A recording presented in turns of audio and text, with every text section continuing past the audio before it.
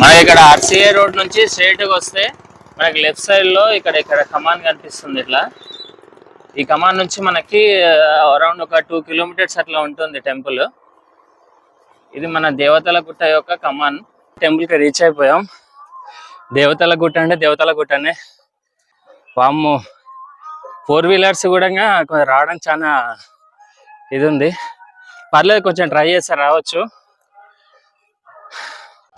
Hi hello viewers, అందరికీ నమస్తే, good morning. ఇవాళ మీకోసం ఒక మంచి టెంపుల్ అయితే తీసుకొచ్చా.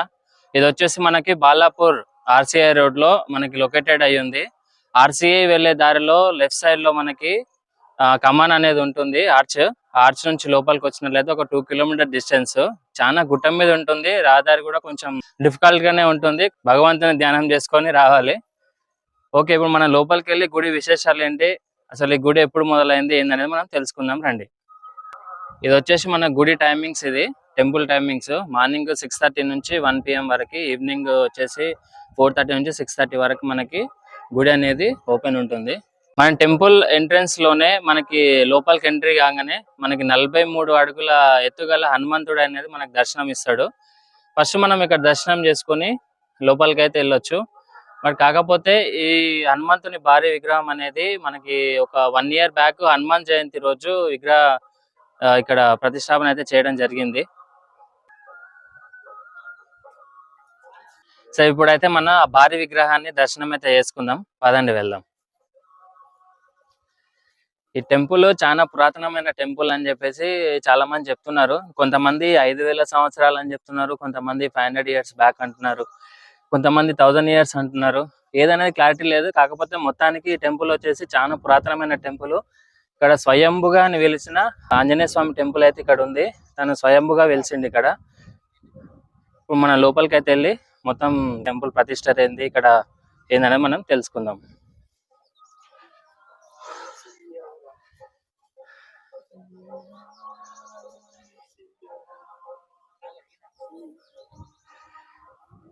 చూస్తున్నారు కదా, 43 అడుగుల భారీ విగ్రహం అయితే ఇక్కడ మనం చూడొచ్చు. ఇప్పుడు మనం లోపలికి వెళ్ళి అయితే చూద్దాం. ఈ టెంపుల్ ఒక విశిష్టత ఏంటంటే, ఇది సహజ సిద్ధంగా ఏర్పడిన టెంపుల్. అంటే ఎవరో వచ్చి నిర్మించింది కాదు, ఇక్కడికి వచ్చి ఏదో విగ్రహ ప్రతిష్టాపన చేసి కట్టింది కాదు. పురాతనమైన టెంపుల్. ఆ పూర్వం కాలంలో హనుమంతుడు ఇక్కడ వెలిసిండు. తన గుడి నిర్మాణం తనే చేసుకున్నట్టు ఉంటుంది. చాలా సహజ సిద్ధంగా ఏర్పడిన కొండ ఇది. ఒకసారి మనం లోపలికి అయితే టెంపుల్ లోపల విగ్రహం ఎట్లా ఉంది ఏందనేది చూద్దాం రండి. అసలు దారి ఎలా, మెయిన్ ఎంట్రన్స్ పెద్ద పెద్ద తలుపులు ఇవన్నీ ఏం ఉండవు, చిన్న ఎంట్రన్స్ ఉంటుంది. అందులో నుంచే మనం వెళ్ళాలి. ఇంతకు ముందు అంటే ఈ స్టెప్స్ లేకముందు కూడా చాలా క్రిటికల్ గా ఉంటుంది లోపలికి వెళ్ళడం కూడా. ఈ మధ్యన ఏంటంటే గుడి డెవలప్మెంట్ చేయడం కోసము ఇక్కడ ఉన్న కార్యకర్తలందరూ కలిసి ఈ యొక్క గుడిని భక్తులకి అందుబాటులో దర్శనం చేసుకునే వీలుగా ఈ స్టెప్స్ అయితే కట్టడం జరిగింది. నడవండి, లోపలికి వెళ్ళి చూద్దాం రండి. చూస్తున్నారు కదా, ఒక్క మనిషి పట్టే అంతనే స్పేస్ అయితే ఉంది. ఒక్కటే, చాలా గుంపులు నలుగురు వెళ్ళడానికి లేదు, ఒక్కలే వెళ్ళాలి లోపలికి. చాలా చిన్న ద్వారం. రండి. ఇది చాలా చూడండి, అసలు ఒకసారి రాయి మీద రాయి ఎంత డేంజర్గా ఉందో. కానీ ఎప్పటి నుంచో అసలు దీనికి కొంచెం కూడా డిస్టర్బెన్స్ లేకుండా చాలా బాగా అసలు ఆ దేవుడు ఉన్నాడు అనేదానికి ఈ యొక్క గుట్ట ఒకటే సమాధానం.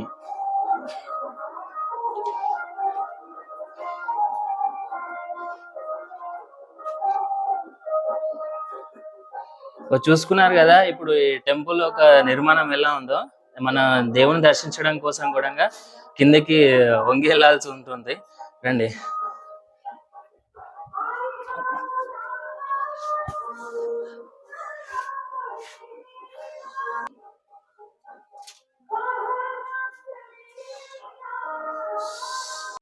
ఇక్కడ మనకి గణపతిని అయితే చూసుకోవచ్చు. కాకపోతే ఇక్కడ ఇది మరి ఎందుకో ఇది క్లోజ్ చేసిర్రు మొత్తము, దేని పర్పస్ తెలియదు. మనం చూసుకున్నట్లయితే ఇక్కడ గణపతి విగ్రహం అనేది కూడా ఇక్కడ మనకి Hanuman temple entrance right side లోనే మనకి కనిపిస్తుంటుంది. ఒకసారి మీరు కూడా దర్శనం చేసుకోండి. అదే నాకు అదే అర్థం కాలేదురా, ఎందుకు బంద్ చేసారు? గణపతిని ఎక్కడైనా పెడతారే. ఎందుకు క్లోజ్ చేసి నాకు అదే అర్థం కావట్లా. మరి ఏముందో, మరి మ్యాటర్ ఏముందో తెలియదు. భక్తులు వారిని దర్శనం చేసుకొని బయటికి వస్తే భారీ విగ్రహం అని చెప్పాను కదా, దాని సైడ్ నుంచి ఒక చిన్న దారి అనేది ఉంటుంది. అక్కడ నుంచి పైకి వస్తున్నట్లయితే మీకు ఇక్కడ గంగమ్మ తల్లి, శివుణ్ణి అయితే మనం దర్శనం చేసుకోవచ్చు. చాలామంది తెలియని విషయం ఏంటంటే ఒక హనుమంతుల వారే ఇక్కడ ఉంటారు అని చెప్పేసి దూరం నుంచి వచ్చే వాళ్ళు కొంతమంది తెలియదు, లోకల్ ఉన్న వాళ్ళకు కూడా కొంతమంది తెలియదు. బట్ ఇక్కడ శివుడు ప్లస్ గంగమ్మ తల్లి ఇద్దరు ఇక్కడ కొలువై ఉన్నారు. హనుమంతుని స్వయంభూ విగ్రహము దర్శనం చేసుకొని మనకు కొంచెం హనుమంతుల వారి విగ్రహం పక్క నుంచి కొంచెం పైకి వస్తే మనకి ఇక్కడ రావి చెట్టు కింద నాగులమ్మ తల్లి మనకి దర్శనం ఇస్తుంది ఎంట్రన్స్లో. అమ్మ తల్లి అంతా మంచి జరిగేలా చూడుతుంది.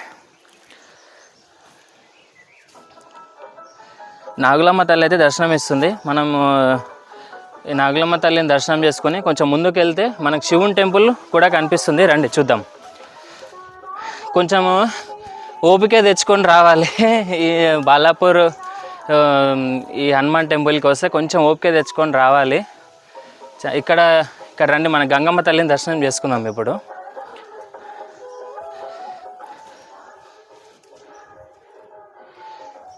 ఈ గంగమ్మ తల్లి ఒకప్పుడు మనం లోపలికి వెళ్ళి కూర్చొని చూసేందుకు వీలుగా ఉంటుండే. బట్ కొంచెం ఏంటంటే కొన్ని కారణాల వల్ల ఈ టెంపుల్ని అయితే కొంచెం లోపలికి వెళ్ళకుండా క్లోజింగ్ అయితే చేశారు. మీరు చూస్తున్నట్లయితే ఇక్కడ నిత్యం నీరు అనేది మనకు కనిపిస్తుంది. గంగమ్మ తల్లి పాదాల దగ్గర నిత్యం నీరు అనేది కనిపిస్తుంది. ఈ నీరు ఒకప్పుడు ఇక్కడ ఉన్న ప్రజలు, వ్యవసాయం చేసే ప్రజలు ఇక్కడికి వచ్చి పూజలు చేసి ఈ నీటినే తాగేవాళ్ళంట. అప్పట్లో తీయకుండా ఇప్పుడు జస్ట్ కొంచెం అంత మెయింటెనెన్స్ లేక ఇదయ్యింది. పూర్వము ఉన్న వ్యవసాయదారులు వాళ్ళకి పంట పండనప్పుడు, వర్షాలు తక్కువగా అంటే వర్షాలు పడనప్పుడు ఈ గుడికైతే వచ్చి ఇక్కడ అమ్మవారికి వరద పూజలు అనేది చేసేవాళ్ళంట. వరద పూజలు అంటే మనకి వర్షాలు పడినప్పుడు వాళ్ళు ఇక్కడికి వచ్చి నైవేద్యంగా బెల్లం పాకం అట్లాంటిది నైవేద్యంగా పెట్టేసి అమ్మవారిని వర్షాలు పడేటట్టుగా ఒక పూజలు అయితే చేసేవాళ్ళంట. చేతులతో సంబంధం లేకుండా బండపైన ప్రసాదాన్ని పెట్టి అది చేతులతో సంబంధం లేకుండా ప్రసాదాన్ని అయితే స్వీకరించే వాళ్ళంట. అప్పుడు వాళ్ళ వర్షాలు పడతాయి అనే ఒక నమ్మకం అనేది అప్పట్లో ఆ ప్రజలకి ఉండేది. దాని నుంచే ఈ అమ్మవారికి నిత్యం అనేది అప్పుడు పూజలు అయితే జరుగుతూ ఉండేటివి. అమ్మవారిని, గంగమ్మవారిని దర్శనం చేసుకున్నాం కదా, ఇప్పుడు మన శివయ్యని కూడా దర్శనం చేసుకుందాము. వెళ్దాం పదండి.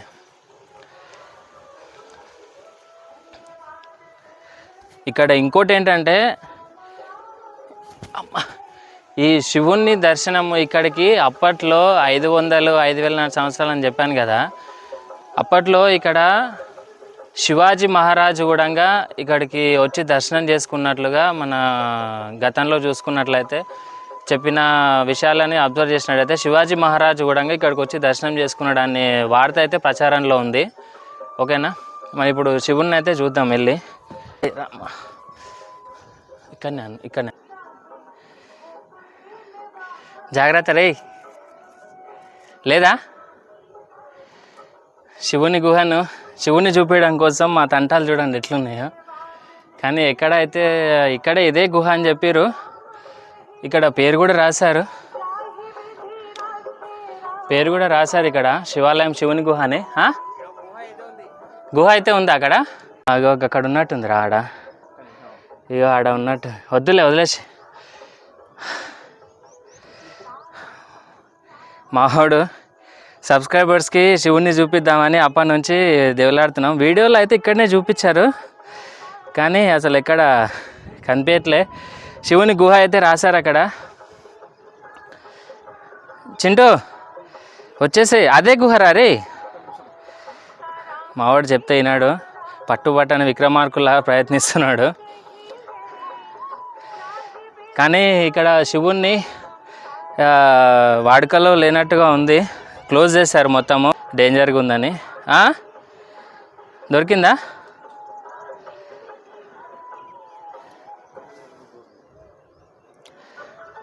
దొరికిందారా? సరే వదిలేసేయరా,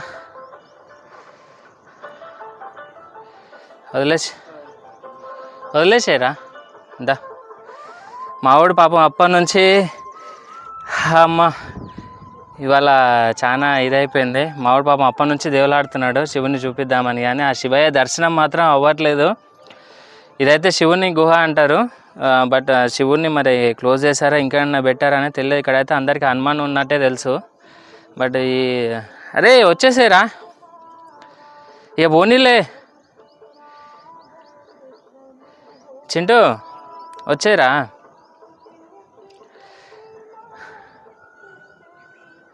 నేను కొంచెం హెవీ పర్సనాలిటీ కాబట్టి నువ్వు దిగలేవు, నేను దిగుతాగని చెప్పి లోపలికి దిగిండు. పాపం అప్పటి నుంచి దేవులాడుతున్నాడు కానీ దొరకట్లేదు. సరే అరే వచ్చేసేరా, జాగ్రత్త వచ్చేరా పోదందా. ఆ శివయ్య దర్శనం అయితే కాలేదు. మనం ఏం చేస్తాం, మొత్తం రాళ్ళతో బంద్ చేసిరు, మొత్తం క్లోజ్ చేసారు. ప్రజెంట్ అయితే ఇగో వ్యూ అయితే చూపిస్తాను, దీన్ని చూసి ఎంజాయ్ చేయండి. ప్రకృతి అందాలు చూడండి ఎలా ఉన్నాయో, ప్రశాంతంగా ఉంటుంది.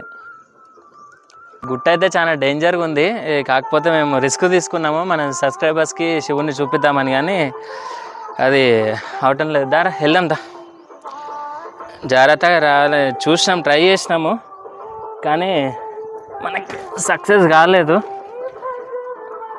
శివుని అయితే చూపిద్దామని, ఆ శివయ్య దర్శనం అయితే కాలేదు, చాలా డేంజర్గా ఉంది.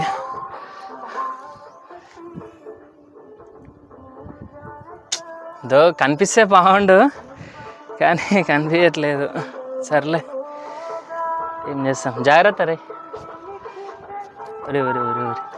అబ్బా,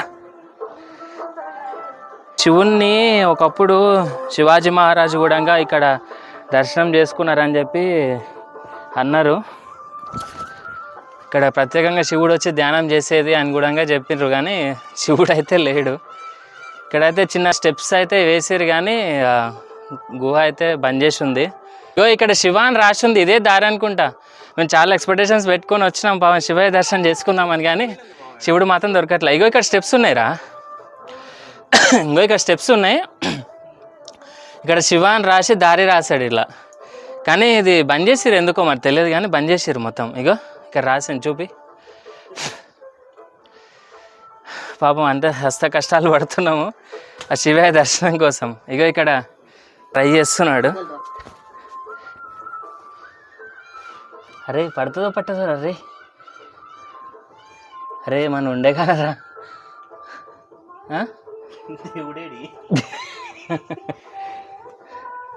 శివయ్య నీ దర్శనం ఇవాళ మాకు కలిగేటట్టు లేదు. ఆ చిన్న గుహల నుంచి వెళ్దామని ట్రై చేస్తున్నా. ఉందా లేదా? ఆ చిన్న గుహల నుంచి వెళ్ళడానికి ట్రై చేస్తున్నాడు మావాడు, కానీ నేనే ఆపుతున్నా. అరే వద్దురారా ఉన్నట్టుంది, కానీ మొత్తం క్లోజ్ చేశారు. మరి మొన్న వర్షాలకు ఏమన్నా వర్షం పడ్డప్పుడు ఏమన్నా జామ్ అయిపోయిందేమో తెలియదు. ఇదొక మిస్టరీస్ అనుకోవాలా. మావాడు మొత్తం పరిశీలన చేస్తున్నాడు ఎక్కడుంది ఏందని. కనిపించిందా లేడా? అరే మనం ఉండేగానరా వచ్చేసి. ఫైనల్లీ ఒక మినిమం ఒక 15-20 నిమిషాలు మేము వెతికినాక ఈ గుట్ట మొత్తము మాకు ఫైనల్లీ శివుడు అయితే దర్శనం అయ్యిండు.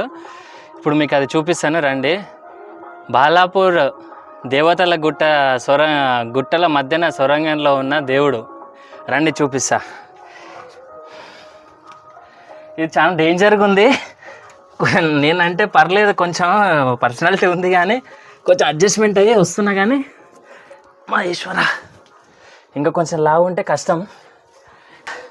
ఆ గుట్ట లోపలికి వచ్చినాము, కానీ ఇది వచ్చేసి గుట్ట మీద గుట్ట, రాయి మీద రాయి ఉంది. మాకు ఒక పరంగా అయినా భయంకరంగా, కానీ శివయ్యని మనసులో ధ్యానం చేసుకుంటూ వచ్చేసినాము. మీకు చూపిస్తా, కాకపోతే మనుషులు ఒకరొకరే రావచ్చు, లోపలికి వెళ్ళడానికి లేదు. బట్ మీకు చూపిస్తాను నేను. ఇలా ఒక మిస్టరీస్, ఒక అద్భుతాన్ని మేము బయట పెట్టినట్టే. మ్యాక్సిమం బంద్ చేసారు, ఇక్కడ పూజలు ఇట్లా ఏం జరగట్లేదు. ఇంకో ఇక్కడ గంట, ఇంకో ఇక్కడ శివుడు. శివయ్య దర్శనం ఫైనల్లీ మావాడు క్యాచ్ చేసేసిండు. శివయ్య నీకు శతకోటి వందనాలయ్యా కనిపించినందుకు, మా సబ్స్క్రైబర్స్ కూడా మిమ్మల్ని దర్శనం చేయించినందుకు. ఓం నమ శివాయ. శివుడు అంటే శివుడే, ఎక్కడైనా సరే ఆయన స్వయంభుగా వెలిసిండు అని అంటే అష్ట కష్టాలు పడి ఆయన దర్శనం చేసుకునే పరిస్థితి ఉంటుంది. ప్రజెంట్ ఇక్కడ దేవతలగుట్ట బాలాపూర్లో ఉన్న విగ్రహం అయితే సేమ్ స్వయంభూ విగ్రహము, సేమ్ అదే పరిస్థితి ఇక్కడైతే మనం చూస్తున్నాము. గుట్టల మధ్యలో ఆయన ఎందుకో జనాలను ఇంత కష్టపెట్టినా వచ్చి మనం చూసుకుంటారా లేరా అనే ఉద్దేశంతో ఇట్లా వెలుస్తాడేమో తెలియదు. కానీ శివుడు అష్టకష్టాలు పడి జనాలు దర్శనం చేసుకుంది అయితే ఎక్కడైతే మనం చూడం. ఏమైనా విగ్రహ ప్రతిష్టాపన చేసి గుళ్ళు కడితే చెప్పలేం, కానీ ఈ విగ్రహాలు కట్టి గుడిని స్థాపిస్తే చెప్పలేం. కానీ స్వయంభుగా వెలిసిన శివుడు, మహాశివుడు ఎవరైతే ఉన్నారో ఆయన దర్శనం మాత్రం మామూలుగా అయితే కాదు. ఓం నమ శివాయ. అయితే శివుని దర్శనం చేసుకొని బయటకు వచ్చినాక మనకు భక్తుడు అయితే కనిపించిండు. ఒకసారి ఈ గుడి యొక్క ప్రత్యేకత ఏంటండి ఆ భక్తుని మాటల్లోనే మనం విందాం. చెప్పండి అన్న, మీరు ఎక్కడి నుంచి వస్తారు? నేను సికింద్రాబాద్ నుంచి వస్తున్నాను.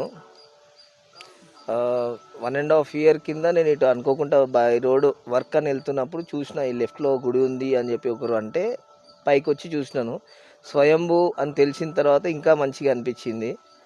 అప్పటి నుంచి ఇక రెగ్యులర్గా మంత్లీ వన్స్ అన్న 2 weeksకి ఒకసారి అన్న రావడం ఎవ్రీ సాటర్డే జరుగుతుంది ఇక్కడికి.